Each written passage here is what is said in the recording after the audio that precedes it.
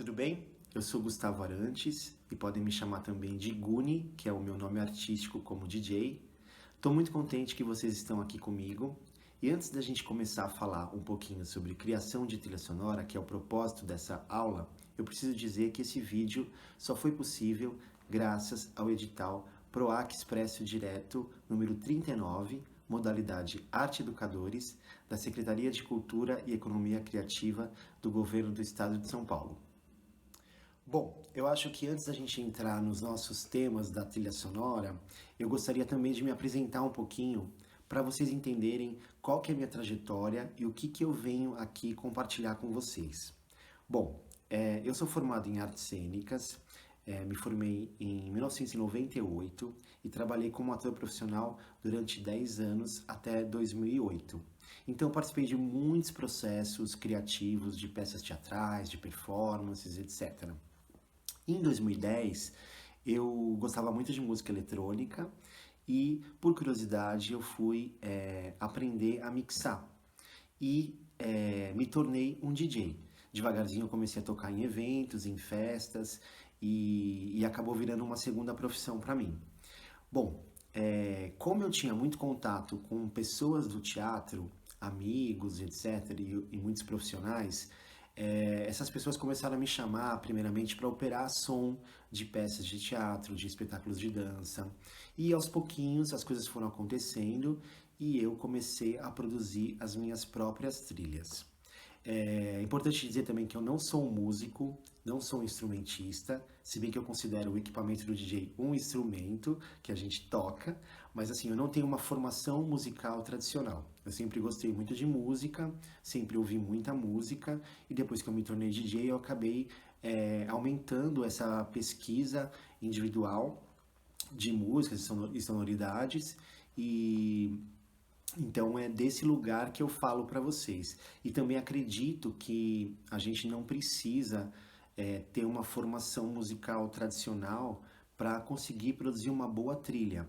Eu acho que são outras questões que estão em jogo. Eu acho que qualquer pessoa pode produzir uma trilha sonora, desde que ela tenha uma escuta apurada e um desejo de se comunicar através do som. Bom, pessoal, o tema da trilha sonora, ele é muito amplo e dá muito pano para manga. Então eu poderia falar aqui para vocês sobre história, sobre gênero, sobre execução de trilha sonora, né, como utilizar os softwares, como utilizar efeitos.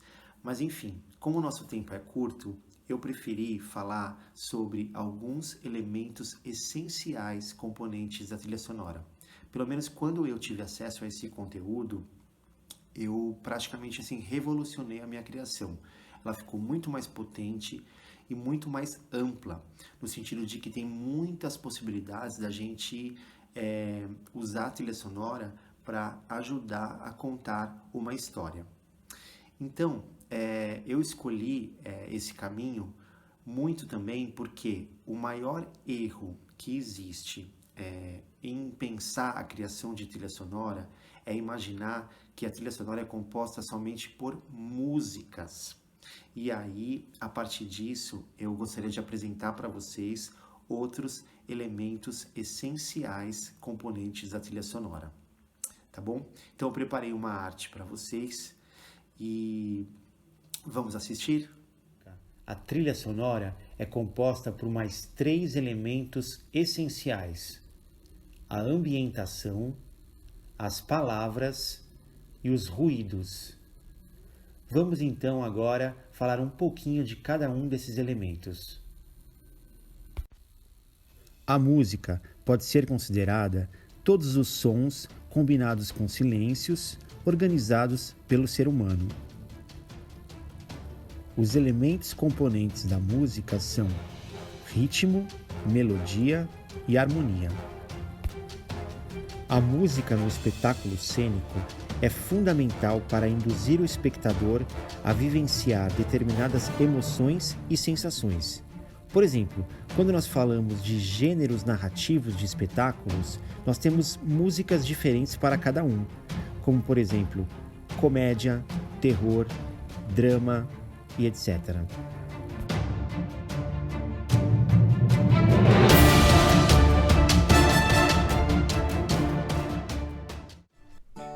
Num espetáculo cênico, a música também pode ser narrativa.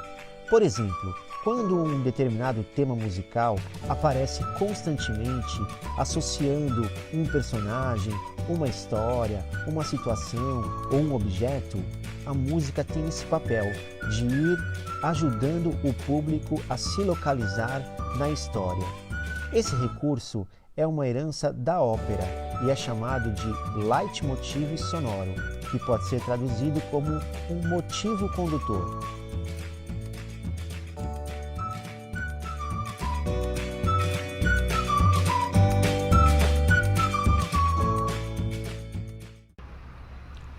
A ambientação é o elemento componente da trilha sonora que está ligado ao reconhecimento do espaço através do som. Ou seja, num espetáculo cênico, a gente pode dizer ao espectador, através do som, aonde aquela ação está acontecendo.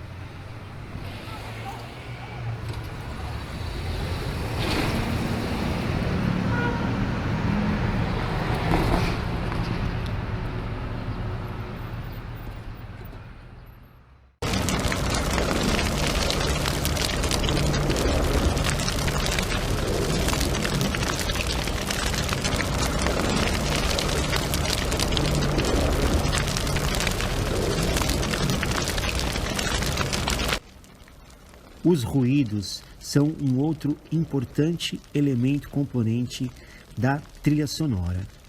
Os ruídos também são conhecidos como barulhos e geralmente são sons indesejados e desagradáveis aos ouvidos. Os ruídos são essenciais para compor uma narrativa cênica. Por exemplo, no teatro, nós temos alguns exemplos clássicos de sonoplastia, como os passos de uma pessoa andando,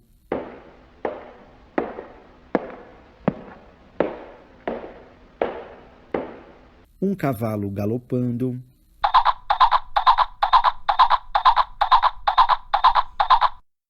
um copo quebrando. As palavras também são outro importante elemento componente da trilha sonora, pois são produzidas pela voz humana. Num espetáculo cênico, elas podem aparecer através de diálogos de personagens, monólogos ou até mesmo através de narrações, como por exemplo, quando tem uma voz em off de um narrador contando uma história. Agora que vocês já conhecem os elementos essenciais componentes da trilha sonora, o desafio é brincar com suas funções e a forma como os sons são produzidos, tornando um espetáculo cênico mais interessante e surpreendente. Será que no meio de um trecho musical podem aparecer diálogos ou monólogos? E será que num espetáculo de dança, os bailarinos, ao invés de dançar a música, podem dançar ruídos? Bom, pessoal, eu espero que com essa explicação dos elementos essenciais, componentes da trilha sonora, vocês fiquem um pouquinho instigados a criar novas possibilidades, ou seja, utilizando a ambientação, os ruídos, os diálogos e a música de forma às vezes desordenada ou não muito previsível, talvez vocês consigam mexer um pouco com a expectativa do público, né?